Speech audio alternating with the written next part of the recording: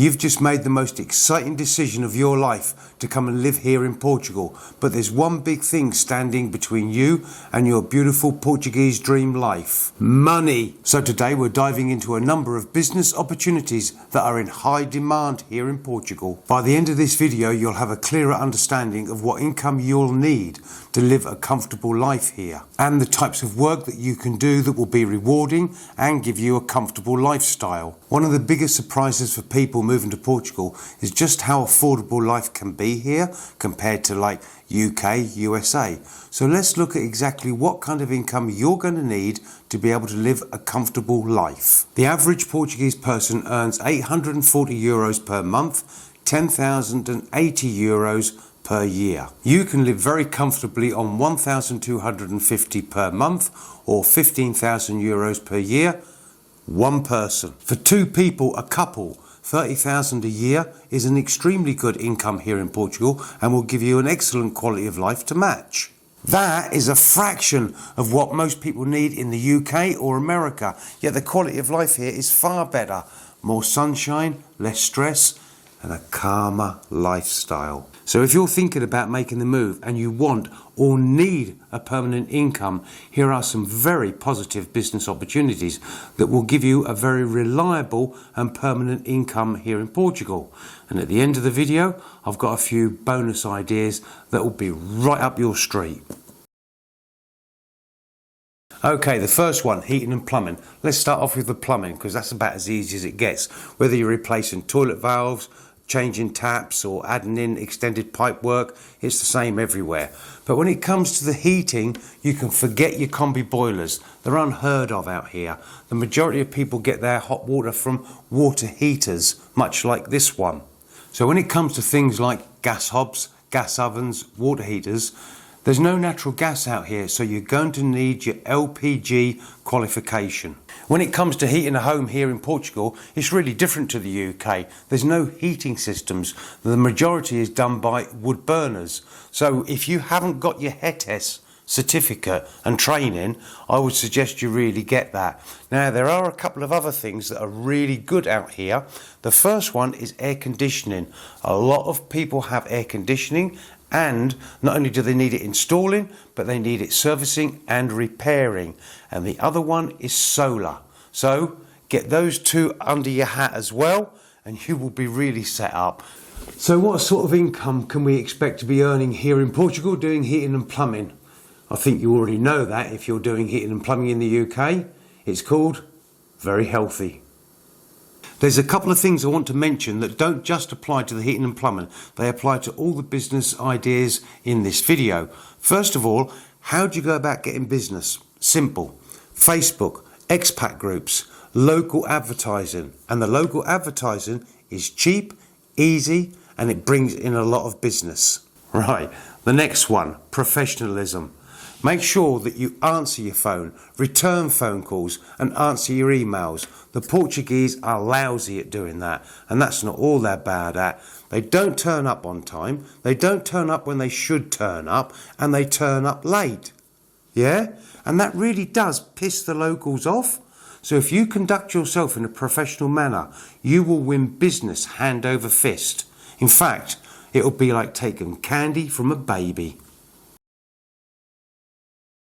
Now this next one doesn't require any skills, but it's helpful if you've got some, and it's important that you are pet lovers. I'm talking about dog and cat kennels. You're going to need some land. Behind me, I've got a huge amount of land right down there to the tree line. So if I had cat and dog kennels all along there, and we're talking like 80 metres, and then all of that part of the forest for them to run around in, that would be awesome. Pet services are booming here in Portugal. Why do people need to put their cats and dogs in kennels? Well, quite simply because when the expats go back and visit their home country, they're going to need somebody to look after their animals. And the same with the Portuguese when they go on holiday or they go visit family. Again, their animals need caring for. So when you buy your house here in Portugal, the amount of land you need has got to be taken into consideration for constructing those kennel compounds. Setup costs. You're going to need concrete bases. That's for easy cleaning and maintenance. Then you're going to need little homes for them to snuggle up at night time, and then wire fencing. If you started off with 6 kennels and 6 catteries, is that what they're called? I don't know. Catteries. Then you're talking about probably somewhere about £4,000 to £6,000 setup costs. Now the income. I know that here in Portugal they are charging between 15 and 25 euros per animal per day. But let's just go down the road of 10 euros per animal per day. Times that by 5 animals a day, that's 50 euros. Times that by a month, 30, that's 1,500 euros a month for 5 animals. That's a pretty respectable income. And in addition to that, you've got grooming, giving them a nice haircut. And I know a local lady who paid 350 euros for a full training session for her dog. Not bad money. Right, the next one, building. I'm not talking about building houses from scratch. I'm talking about repairs, extensions and doer-uppers. There are people coming out to Portugal buying properties that need completely renovating. So there's a lot of business. How much business is there? Okay, hear this. I know 3 English guys, and I've known them for a long time. They've been out here a long time. And I said to them, look, I'm doing some videos about building and houses in Portugal. Would you like me to, include you in that video? Don't you dare, Mac. No. I said, why? What's the problem? We've got way too much work. We can't handle it. We're booked up 5 years ahead. Yeah? So, it's not me saying how much work there is out here to be had. These guys are saying they're 5 years ahead, booked up. That's a lot of building work. The setup costs. Well, I would imagine if you're a builder in the UK, you're going to have your own vehicle and you're going to have all your equipment. You're going to bring it with you. I brought my van over and matriculated that, and it wasn't a difficult process. But let's imagine that you're going to set up from scratch. A good pickup here will set you back somewhere about 5,000. Then what you're going to need, cement mixers, steel saw, drills, all that kind of thing. What, another 3,000, 4,000, taking it up to 9,000? And then let's chuck on top of that insurance and a few other bits. So we could be talking 9,000 to 12,000 set up. What can you earn? Well, what can I tell you? I don't know how much builders earn, but I know that the 3 builders out here are doing extremely well for themselves. But don't forget, you're not coming out here to make a fortune. You're coming out here for the lifestyle. So I can definitely say to you, you will be inundated with work and you will earn a respectable income. Now this next opportunity is in high demand, always has been and always will be. I'm talking about the production of logs. Behind me is about 8 square metres of wood, and I'm going to get through all of this and probably a bit more because it started getting cold earlier. There's not a lot of skill needed, and what skills you do need you can learn very easily and very quickly. I learnt them very fast. The equipment you'll need, we'll come to that in a moment, but you're definitely going to need a large amount of land. Something like this here, because not only have you got to cut the wood up, you've then got to split it and dry it. In the UK it takes 2 seasons, 2 years for wood to dry out enough to burn.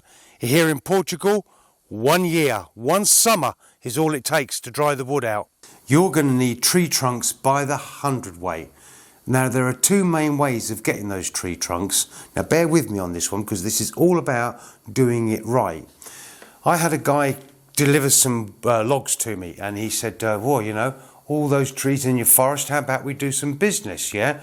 I'll cut them down and process them and sell them, and then we do business. So basically, if he cut them down, did all the work and got 10,000 euros, he'd probably get 8 and I'd get 2, because I've done nothing apart from provide the trees and he has done all the work. The other way of getting those tree trunks is to buy them in like this, and that way you've got a huge quantity just sitting there ready and waiting. I personally think that is the more efficient way of doing it, because you haven't gone out, found somebody who's got some land where you can start cutting the trees up. You do all that work, trim, then you've got to transport them back to your place. That's a lot of work. This business is all about being efficient. Now, what I would do is get all those tree trunks in, so that the only work I'm doing is cutting them up and then splitting them and setting them to dry. And I would do that spring, summer and autumn.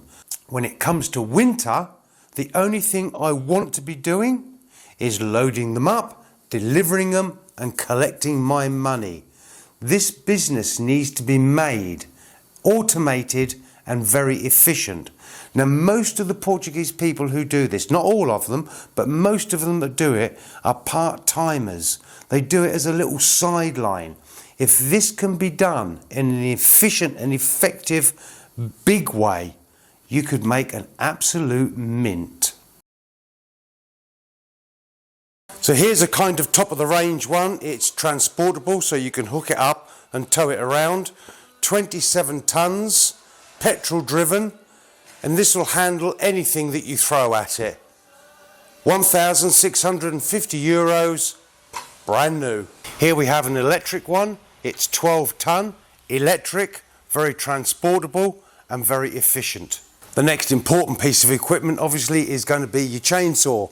This one is 55cc, very powerful, 159 euros.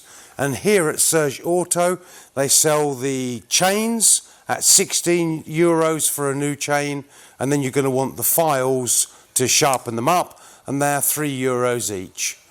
So how much firewood can you actually sell? Okay, in Tabwa there's a barber shop. Guy in there cuts hair for a living, but the side hustle is he does firewood. Come January, when everyone's screaming out for more firewood, he's going to say, sorry, mine's all gone. The majority of people in Portugal need firewood. No firewood, no heating. Now, if you deliver that wood on the day that you say you're going to do it, on time, and offload it where they want it, you will have those customers for life. So how do you go about making a good income out of this business? Each square metre of wood sells for 50 euros. If you want to make 15,000 euros per annum, and that's a respectable income here in Portugal, you're going to need to sell 300 square metres. If we said that each customer is going to be taking 5 square metres off you, and I'm being very conservative on that one, that means that you're only going to need 60 customers. Now, believe me when I tell you, that is very conservative, 5 square metres per customer. I'm going to get through 8 without any problem, and most households are going to get through 8 to 10. Now, where I live, in a 10-mile radius, there are thousands of houses. You only need 60 to make a damn good living. Have any of these opportunities tickled your fancy? And have you got any brilliant ideas that you could bring to Portugal with you to make a very good living? Now, don't forget to give the video a thumbs up, because that encourages YouTube to share it with other people. And while you're at it, click the subscribe button and ring that notification bell, because YouTube will then send you a reminder when I release my next video. This next opportunity is what I do.